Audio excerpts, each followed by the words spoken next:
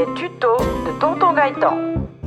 Vive-la-magie.com, Gérard Souchet, Gaëtan Bloom, et vous, derrière l'écran.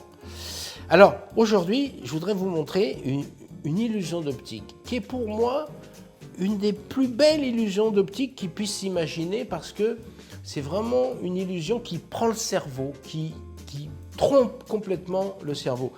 C'est le passage de la matière à travers la matière. Et oui, carrément. Donc j'ai une sorte d'épingle de nourrice, ici, qui a un tire-maille en fait. C'est pour garder les mailles des tricots, mais ça peut se faire avec une épingle de nourrice normale.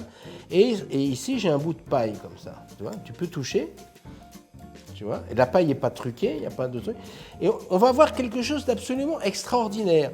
En une seconde, en une fraction de seconde, la paille va traverser l'épingle. Et il n'y a pas d'ouverture. Touche, il n'y a pas d'ouverture. Et regarde bien, c'est absolument incroyable.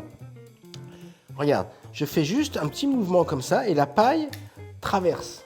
Et elle vient vraiment de traverser. Vous vous rendez compte de ça? Et elle est entièrement intacte. Et elle vient de on peut le refaire si tu veux. Je le remets là. Regarde bien, elle va retraverser. Hop. Comme ça. C'est fou, non?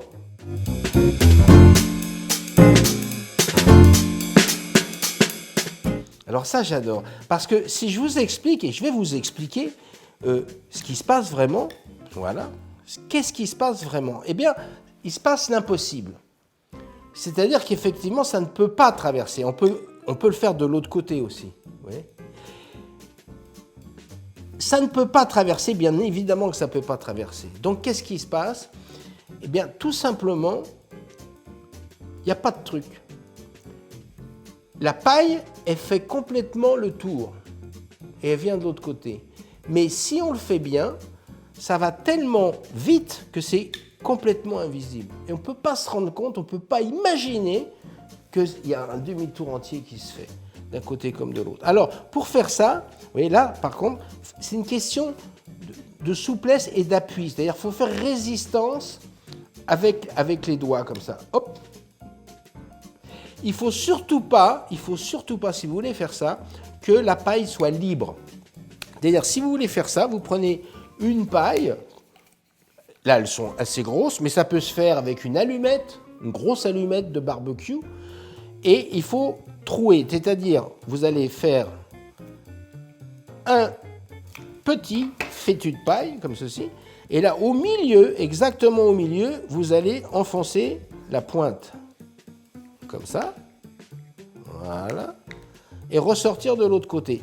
Et il faut faire attention qu'il y ait vraiment, que ça ne soit pas souple. Si elle tombe, ça ne marchera pas.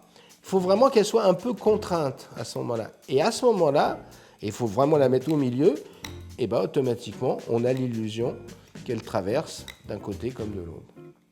Voilà, c'est absolument... Alors, vous voyez, là, ça ne marche pas très bien. Pourquoi? Parce qu'il faut absolument que la même partie soit de chaque côté.